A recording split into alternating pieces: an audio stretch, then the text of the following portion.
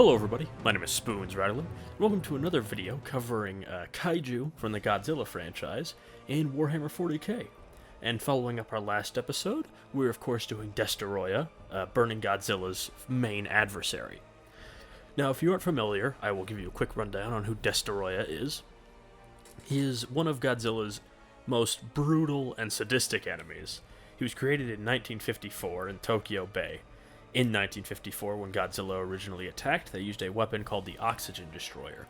This created anaerobic conditions that forced an ancient species of crustaceans to evolve to be able to withstand them, which of course made them stronger over time.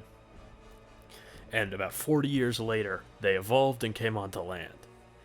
These beings could combine to create larger forms, which led to Destoroyah's many forms throughout his movie.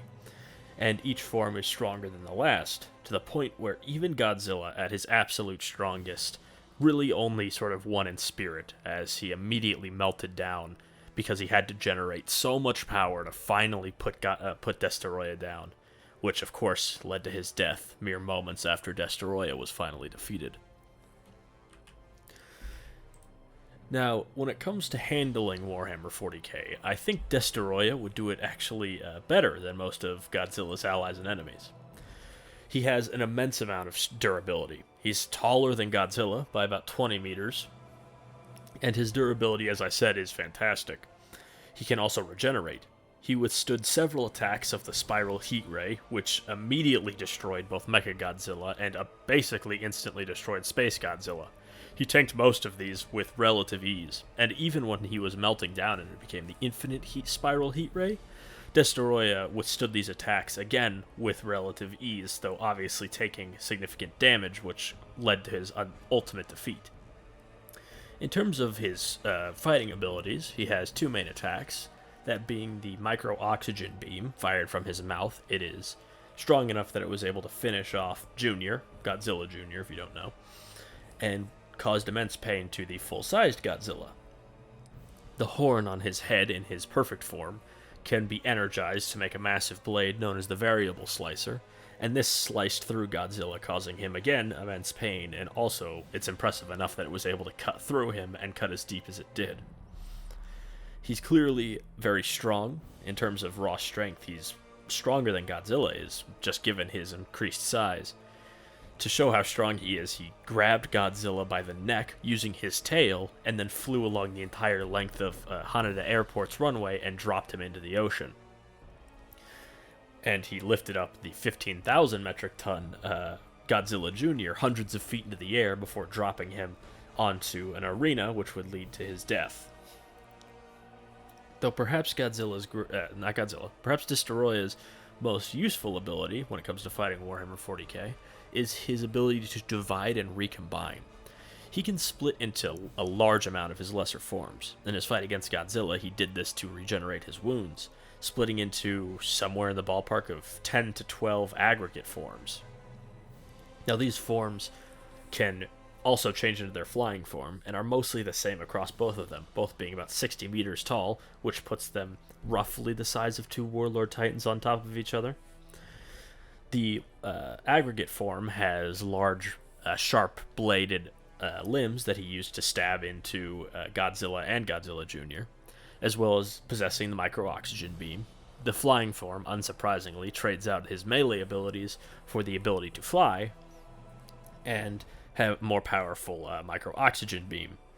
Both of these forms were capable fighters, and just one of them was able to effectively defeat Godzilla Jr., until the last moment where Godzilla Jr. got the upper hand.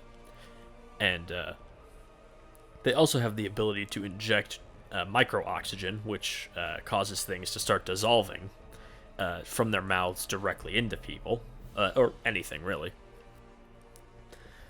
This allowed Destoroyah to overwhelm Godzilla for a time, with all of the aggregate forms dragging down the full-sized, powered-up Godzilla in their fight.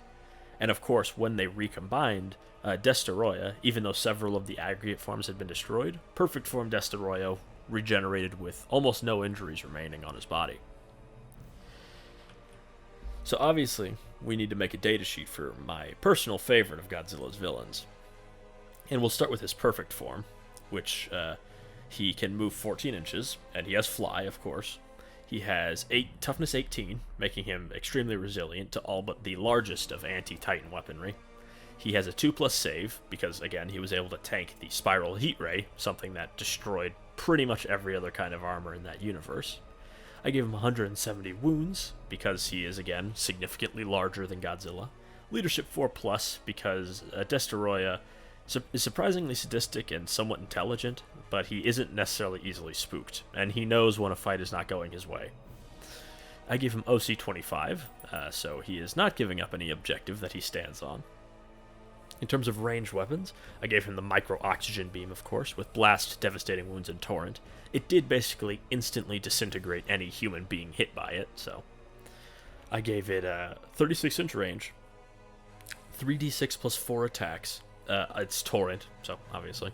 I gave it strength 25, AP 4, and damage 8.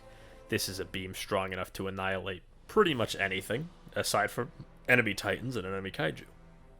In melee, he has the variable slicer, one of the more powerful close combat weapons Godzilla's ever faced, with 15 attacks, hitting on 2s, strength 30, AP 5, and damage 12. In terms of abilities, he has Deep Strike, obviously, because he can fly. He has Leader, but that's just because I forgot to remove that from the datasheet. Same with Dark Packs. If you can't tell, I actually adapted this guy from Abaddon's datasheet. He has, in terms of abilities, the Tail Pincer, which he selects one enemy unit that he moves over. That enemy unit is then moved to where this model ended its move, as close as possible. They suffer 3d6 mortal wounds and must remain stationary in the next movement phase.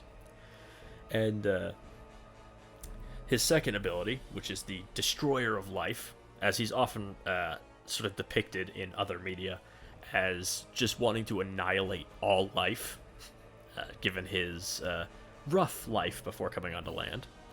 So models destroyed by its micro-oxygen beam cannot be returned to the field. So say he blows up 9 out of 10 Necron warriors, they're not standing back up. They've been disintegrated. And then into his sort of signature ability, I call it Division and Recombination. At the start of any battle round, this model may be removed from the field and replaced by 6 Destoroyah aggregate forms or Destoroyah flying forms of your choice, i.e. 2 flying form and 4 aggregate forms.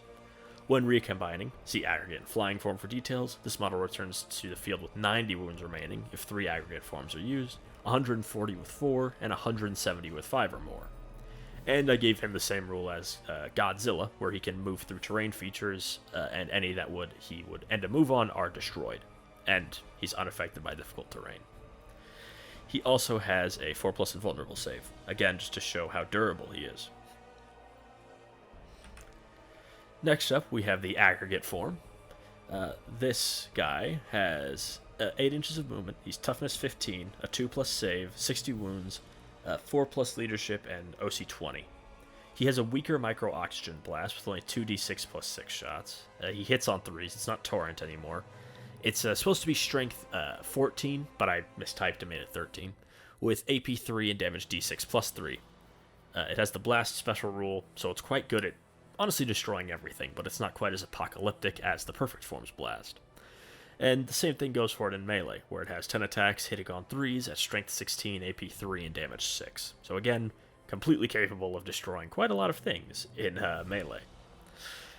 His abilities, he has the Kaiju rule, they can destroy buildings, and then he has Joy in Destruction. If it destroys 5 or more models or a vehicle, in either the shooting or the fight phase, this model can fire its ranged weapons as if it were the shooting phase, or fight in melee again, and it can only be used once per battle round. This is just to show how, as it gets the upper hand in a fight, it tends to become more brutal and more sadistic. And here we get into the second part of the recombination ability. If all aggregate forms or flying forms are on the field, at a minimum of 3, at the end of the battle round, they are within 6 inches of each other. They can combine, removing these models, and are replaced by a single Destoroyah perfect formed. See the datasheet for the rest of this rule. So you can combine all of your aggregate forms on the field into one perfect form. which then, of course, can redivide.